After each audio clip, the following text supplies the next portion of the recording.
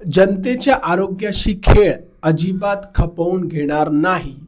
नागरिकांना शुद्ध अन्न मिळणे हा त्यांचा अधिकार आहे. कोणी भेसळ केल्यास व प्रतिबंधित पदार्थ विक्री किंवा उत्पादन केल्याचे आढळल्यास यापुढे अधिक आणि अधिक कठोर कारवाई होईल.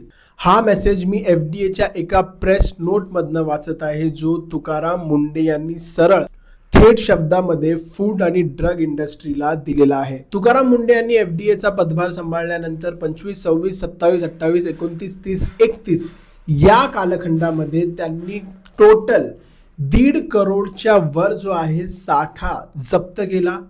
102 जणांना याच्यामध्ये अटक झाली आणि 86 आस्थापन त्यांनी सील केले.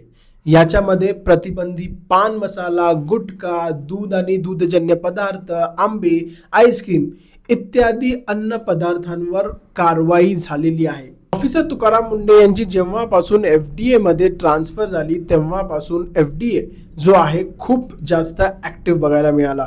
FDA मध्ये खूप वेळानंतर मीडिया इंटरॅक्शनचा एक सेशन झाला आणि त्या सेशनमध्ये तुकाराम मुंडे यांनी आम्हाला सरळ सांगितलं की त्यांचं लक्ष safe food, safe drugs, safe Maharashtra आहे. तर मुंबई, कोकण, पुणे, नाशिक, छत्रपती संभाजीनगर, नागपूर, अमरावती या सगळ्या जागेंवर आहे जे FDA छापेमारी केली आणि या छापेमारीमध्ये 1.5 करोडपेक्षा जास्त जो आहे माल जप्त. हा फक्त आणि फक्त 7 ते 8 दिवसांचा डेटा आहे.